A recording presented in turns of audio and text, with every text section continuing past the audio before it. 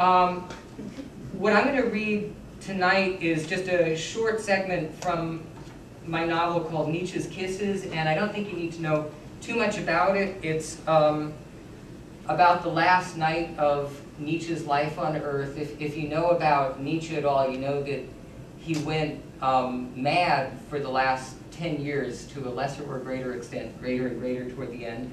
And the novel's written in various points of view. This will just be a third-person point of view. And it's structured around various kisses that helped shape who Nietzsche was through his life. And this part takes place in Italy. It is Turin. It is 1889. Heinrich Hertz has just proved the breeze alive with radio waves, while the Parisians are busy employing 2.5 million rivets to build an iron nightmare for the Universal Exposition. Still, Friedrich wishes the sky were bluer. Everything points to rain. Rain or snow, he can't decide which would be more disheartening. Either way, he has forgotten his tie. It is early January, and he has forgotten his tie and forgotten his shirt. One reason for such obvious oversights may well, in due course, turn out to be that the epitaph on Descartes' tombstone reads, "He lived well who hid well." Another, that there are trilingual bookshops nearby. The high arched arcades comprising the pride of Turin extend over 10,000 meters through the city center. One can stroll through them for hours and never pass the same phantom twice. In the excellent trattoria, the waiters treat Herr Professor Nietzsche most courteously. A pot of glorious coffee for only 20 centimes. Ice cream of the highest quality for 30. In Turin, one does not pay a tip. On the way out of his flat, Friedrich examined himself in the mirror and was elated to discover how fit he looked. His dark eyes sparked with vigor. His curtain mustache never appeared more magisterial. Turin's vast squares, the Duomo ducking in and out of sight, the gardens at the city's heart, the tree-lined boulevards, the River Po.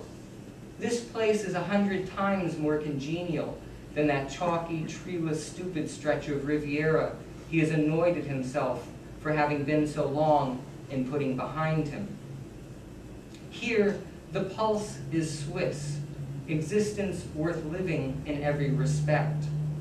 Only, how did he miss the fact that he wasn't wearing a shirt? The tie he can understand. These things happen. But his beautiful lilac shirt. His overcoat is apparently lacking as well. He notices this when he notices he has begun shivering. One reason for such obvious oversights may well in due course turn out to be that his room holds the best position in the center of the building. Glorious light from early morning until late afternoon, and a charming view onto the Carlo Alberto. Given the evidence of his senses, it is already early January. There has yet to be a single knock on his door, save for Fino, the landlord, come to collect his rent. On Christmas Day, Friedrich sat at his writing desk, hands spread out on the waxed surface before him, waiting very quietly. Perhaps this is a function of his flat holding the best position in the center of the building, and perhaps it is a function of it costing only 25 francs a month, with service and a piano. In the evenings, he performs Wagner. Let people say what they will, Richard's early efforts are still the only authentic music.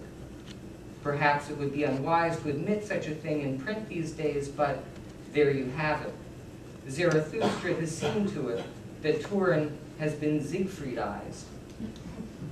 Friedrich lowers his hands, extracts his notebook and pencil, and opens the former. Mouth agape, he tries to catch the thoughts of passers-by. He nudges his spectacles up on his nose, and holding his notebook close to his face so there will be no cheating, he carefully composes. 1.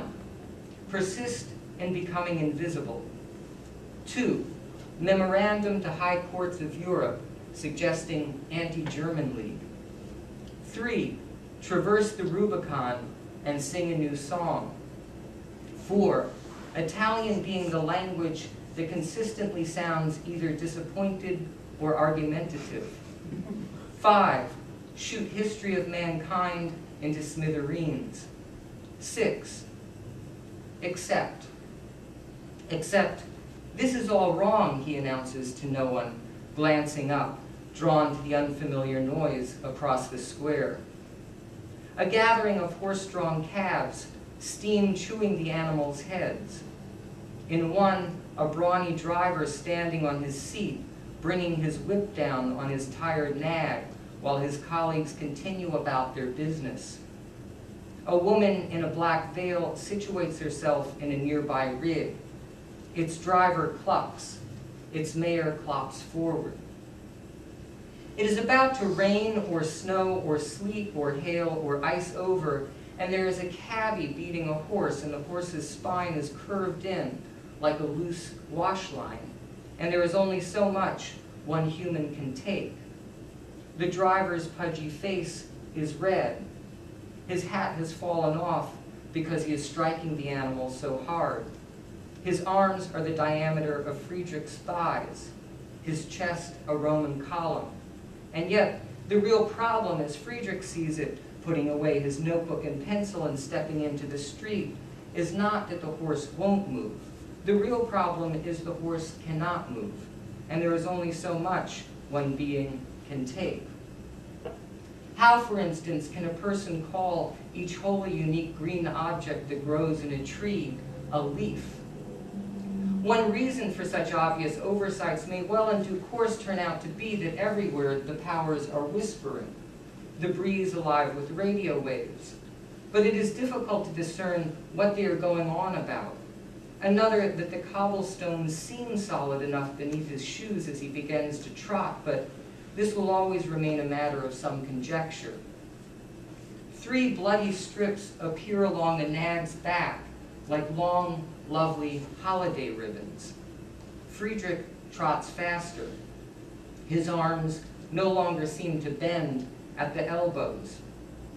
It is about to rain or snow or sleet or hail or ice over, and there is only so much one human can take, and then Friedrich finds himself in front of the cab, pointing accusingly at the driver and shouting, "This isn't happening!" He points accusingly at the sway-backed horse and shouts, "This isn't happening!" He floats his finger across the buildings lining the street, the herd of people slowing and starting to stare, the inconsiderate sky itself, and he shouts it again as if explaining a truism everyone around him should already understand, but seems somehow to be missing.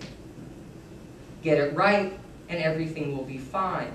Get it right, and Zarathustra can stop in at the cafe for breakfast on his way home.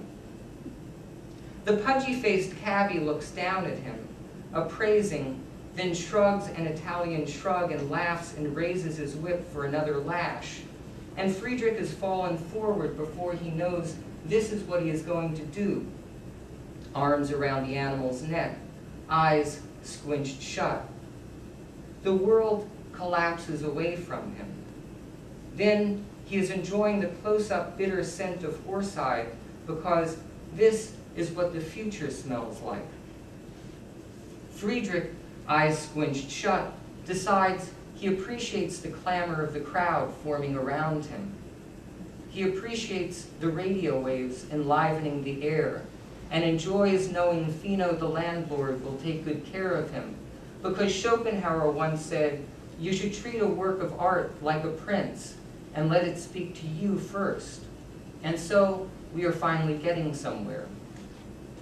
Friedrich listens to the frayed wind tunnel blowing beneath the horse's bones, and when he begins to hear the powers inside clarify themselves, he is so thankful he lifts his face just enough to deliver a single, modest kiss. Thank you.